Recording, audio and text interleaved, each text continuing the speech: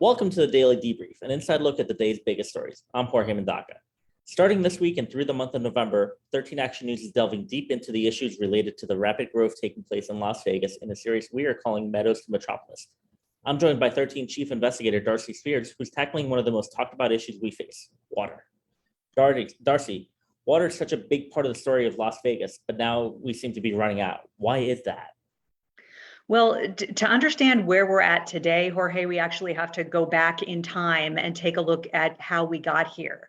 If we go back to 1922, when the 7 states, which now depend on the Colorado River, signed the Colorado River Compact, at that point, it was just like a simple 4-page document that divided up water into the upper and lower basins, Nevada, of course, being in the lower basin. The problem is that the estimates of how much water was flowing in the Colorado River was based on calculations from the 19 teens, which happened to be a much wetter than average decade. Officials and scientists now seem to agree that the estimates are outdated, and a more realistic estimate, I'm going to throw some numbers at you here, is 5 or 6 million acre feet less water each year than originally predicted.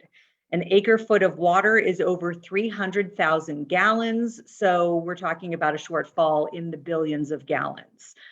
We had a ton of groundwater when Las Vegas first came to be. In fact, that's the way Las Vegas was able to come to be, because we had so much groundwater and aquifers and runoff from the nearby mountains that, there would be fountains of water spurting 20 feet in the air out of the ground.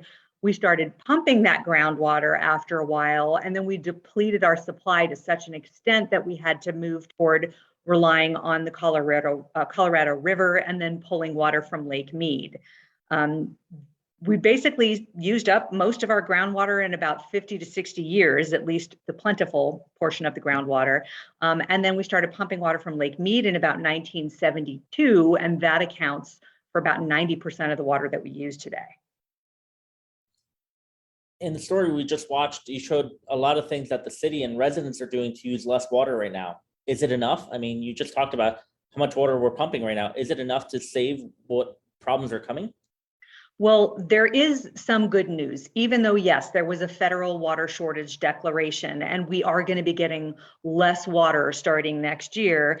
And of course, we are still growing and are going to continue to grow.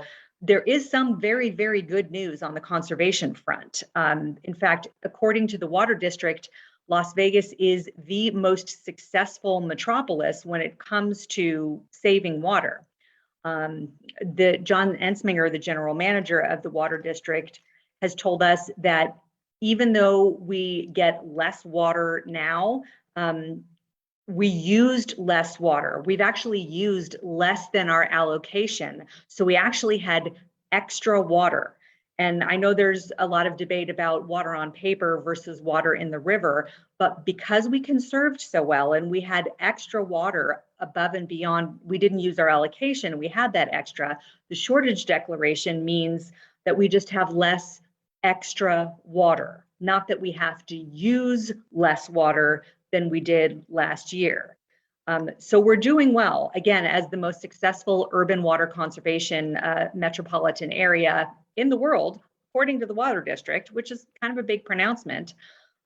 We've added over 800,000 new residents to the valley since 2002, and we've reduced our water usage by 23%. So we're going in the right direction when it comes to conservation. Obviously, the removal of ornamental or non-functional grass has helped quite a bit. In fact, very interestingly, I saw a post on Facebook just the other day from MGM Resorts where they were using their removal of non-functional turf as a marketing tool, telling the public, hey, look at all the grass we've taken out and all the conservation that we've been a part of. Come support us, come stay with us. We're trying to be part of the solution. So I think that probably tells you just how big a deal water is. When some of our biggest properties on the Strip are using their conservation efforts as a way to lure tourists to come help. The other thing that a lot of people get concerned when we do the stories about the biggest water users, about those multi-billion-dollar mansions that are using way more water, millions and millions of gallons a year than the rest of us.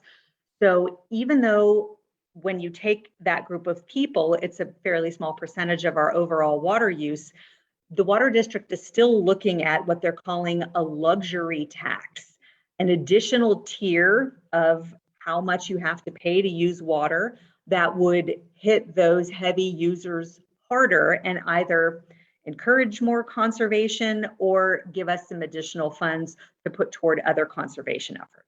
Remember, it's the outdoor water use that's the main issue that evaporates, that's not reclaimed. Our indoor water use, Las Vegas does an amazing job of reclaiming, treating, and putting that water back into the system. So we're doing well, but we have to keep doing well. All month long, we're talking about how rapidly the city has grown and is projected to grow in the future. Darcy, you're a longtime Las Vegan. Is water the number one problem we face and that we must solve? I have to say that it is. I mean, water is the source of life. As I said, Las Vegas was only able to be because of water.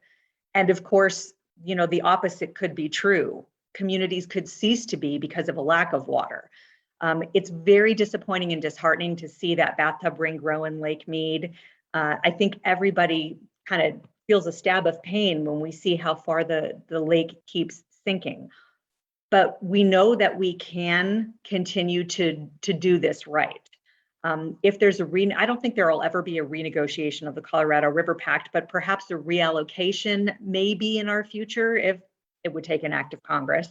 I know that Las Vegas is working with, the Water District is working with California on a similar water reclamation program there to reclaim their indoor water like we reclaim our indoor water, which would reduce California's reliance on the Colorado River, and maybe they wouldn't take as much.